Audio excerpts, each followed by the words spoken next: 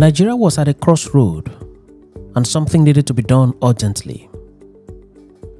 Its president, Umaru Musa Yaradua, had been sick for several months and was in Saudi Arabia receiving treatment, and there was nobody piloting the affairs of Nigeria as president on the soils of Nigeria. There was tension in the land and anything could have happened, including a military coup. To salvage this situation, the doctrine of necessity was applied by the Senate of the Federal Republic of Nigeria, which at the time was headed by Senator David Mark. In this edition of Back in History, we take you back in time to the events that culminated in the application of the doctrine of necessity for the first time in Nigeria and the events that followed thereafter. Welcome to this edition of Back in History.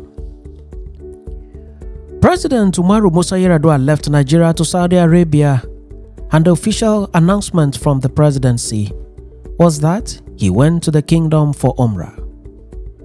Few days into his stay in Saudi Arabia, Sahara Reporters, an online news channel based in the United States of America but owned by a Nigerian citizen, Omoyele Sowore, broke the news to the world that the president was in Saudi Arabia for medicals and not for Umrah. The international media picked on the story and escalated it. Pressure was then mounted on the handlers of the presidency back home in Nigeria to make full disclosure of the status of the president's health, but the needed information was not forthcoming. Even within the presidency, some critical members of the presidency were not aware of what exactly was going on.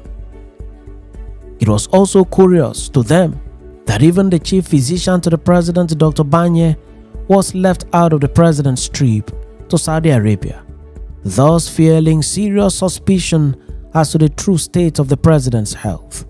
More so, as Sahara Reporters had already exposed to the world that the president was not in Saudi Arabia for Umrah, but for medicals. 7 days elapsed, and the president was not back to Nigeria. On 27th August 2008, the Federal Executive Council was scheduled to hold, but the president was not available to preside. The Vice President, Dr. Goodluck Ebele Jonathan, then presided but had no answers to questions about the president's health. For about 2 weeks, the president did not return to the country. Power was not transmitted to the Vice President officially before the president's departure. There was thus a serious anxiety in the country, and a huge gap was created in governance. Critical decisions could not be taken as ministers and heads of government agencies could not secure the president's approval to proceed on several issues. The president's stay in the hospital was getting too long, and the calls at home for him to urgently transmit power to the vice president was becoming really loud. The country was at this point without a constitutionally recognized leader on the soils of Nigeria. As of January of the year 2010, the president was still not back in the country. Worse still, his Attorney General Michael Andoka, senior advocate of Nigeria, in his legal opinion had opined that the president could rule Nigeria from anywhere in the world, a statement which was greeted with outcry and total condemnation. There was rumor that the president had died and that his body was being hidden. To douse this rumor, the handlers of the president then invited the BBC Hausa service to visit Saudi Arabia and interview the president as evidence that the president was still alive. The interview was conducted and was broadcast on the BBC. In it, the president stated that he was not dead as reported, but that he was only sick but hopeful of recovery. From the president's voice, it was clear that all was not well and that something urgently needed to be done. It was at this point that the then Senate President held meetings with his colleagues and principal officers of the National Assembly and with the Chief Justice of Nigeria, and the decision was taken to apply the doctrine of necessity to give authority for the Vice President to act as the acting president of Nigeria pending the return of the president. It has been reported that the application of this doctrine was suggested to David Mark during one of his meetings with the then Chief Justice of Nigeria, Idris Kutigi, whom David Mark had invited to hear his suggestion on the legal and political logjam in the country caused by the long absence of the president for several months. This was the first time this doctrine was to be implemented in the entire stretch of the history of Nigeria. This was a sensitive issue, and David Mark as Senate President needed to apply wisdom to be able to navigate the rough path. He needed to carry the Speaker of the Federal House of Representatives along. Meetings were held with caucus members of the Senate and of the House of Representatives. The decision to apply the doctrine of necessity was discussed and carefully analyzed. The modality on how the doctrine was to be introduced on the floor of the Senate and House of Reps was also discussed. In view of the anticipated reaction, every principal member of the National Assembly needed to be carried along. At the end of the meetings, there was consensus that something needed to be done in the country to restore governance back to the country. The invocation of the doctrine of necessity was unanimously agreed upon by the leadership of the two houses and the other members of the National Assembly caucus. The next hurdle to cross was how to implement the doctrine. Teslim Folarin, the then Senate Majority Leader, was scheduled to introduce the issue on the floor of the Senate. Folarin represented Lagos State in the Senate. On the floor of the Senate, he moved a motion to transmit power to the Vice President pursuant to Section 145 of the 1999 Constitution, as well as Order 42 and Order 52 of the Senate Standing Rules.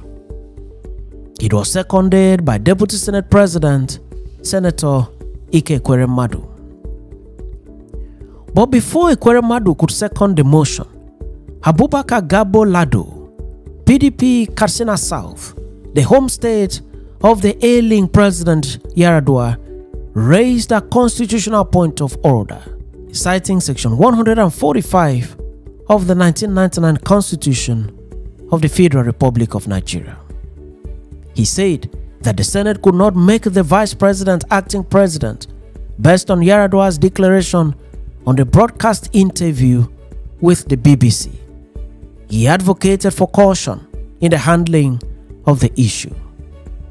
Lado also stated that he would not join the Senate, quote, in doing something that is unconstitutional, end of quote. But the Senate President David Mark overruled him and insisted that the BBC interview should be taken as transmission of a message to us. In seconding the motion, Ekweremadu said, quote, "We have found ourselves in a very difficult time, and I am happy we are finding solution in the Constitution." Even in Section 145, the President did not have to sign a letter. If he had sent a text, it would have sufficed. I listened to the BBC interview. Those statements are contained in the transcribed form posted on the internet and published in the newspapers. My constituents believe that Section 145 had been complied with. End of quote. This was indeed a solemn moment in the Senate of the Federal Republic of Nigeria. Nigeria as a country had never witnessed such moment in the entire stretch of its political history. Senators at this point urged Senator David Mark to put the prayers to vote. Mark then responded as follows, quote, "I will go to the prayers, but has anyone got a point to make?" End of quote. The response was, quote, "No, we need the prayers," end of quote. Minimal amendments were effected to the prayers and passed by the Senate. It then became the decision of the Senate to apply the doctrine of necessity and transmit power to Goodluck Ebele Jonathan to function as president of Nigeria pending the return of his boss from Saudi Arabia.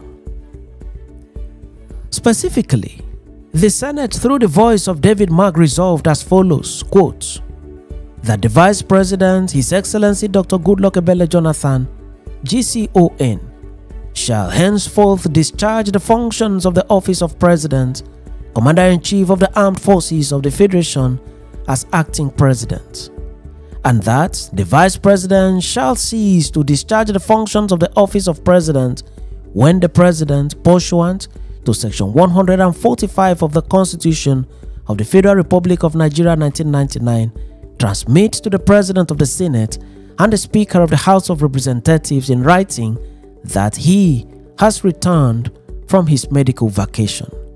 End of quote. Senate President David Mark specifically noted in the motion before passing the resolution that Yaradua left Nigeria for medical attention in the Kingdom of Saudi Arabia on November 23, 2009, and that, quote, the entire country, particularly the Senate, prayed for his quick recovery and expect his early return from the said medical vacation. End of quote. He also noted that on January 12, 2010, the President, quote, transmitted to the whole world through the BBC a declaration that he is receiving medical treatment in Saudi Arabia and consequently will be unable to discharge the functions of his office until his doctors certify him fit to return to Nigeria to assume his duties. He went on to say, quote, that the Senate was satisfied that in the interest of our nation, Section 145 of the Constitution of the Federal Republic of Nigeria has been complied with by the said declaration on the BBC. End of quote. David Mark added that the upper house was guided by the doctrine of necessity, which, according to him, required that the house should do what was necessary when faced with a situation not contemplated by the Constitution. In his words, quote, the doctrine of necessity requires that we do what is necessary when faced with a situation that was not contemplated by the Constitution. And that is precisely what we have done today. In doing so, we have as well maintained the sanctity of our Constitution as the ultimate law of the land. Viewed from an ordinary reading of Section 145, we came to the conclusion that the President, through his declaration transmitted on the BBC, has furnished this Parliament with irrefutable proof that he is on medical vacation in the Kingdom of Saudi Arabia and has therefore complied with the provisions of Section 145 of the 1999 Constitution. End of quote. He added, quote, that for the peace, order, and good government of the Federation and consistent with the judgments of the court, the Vice President, Goodluck Ebele Jonathan, shall assume full presidential powers as acting president, pending the return of President Yaradua to office. End of quote. The Federal House of Representatives, then headed by Dimeji Bankole, also passed a similar resolution for Goodluck Jonathan to assume office as President of Nigeria. Vice President Goodluck Ebele Jonathan moved swiftly to accept the resolutions passed by the National Assembly, empowering him as acting president pending the return of ailing President Umaru Musa Yaradua. In his words, he said, quote, as we all know, our dear President, His Excellency Umaru Musa Yaradua, has been receiving treatment in Saudi Arabia for some time now. Naturally, his absence from the country has generated considerable interest and a heated national debate. Today, the National Assembly passed a resolution mandating me to act as President, Commander-in-Chief of the Armed Forces of the Federal Republic of Nigeria. In following the extant provisions of the 1999 Constitution to arrive at this decision, The leadership and members of the National Assembly have shown great courage, statesmanship, and patriotism. I salute them all." End of quote. This is the story of how Goodluck Ebele Jonathan formally stepped into the shoes of his principal in the #1 office in the Federal Republic of Nigeria.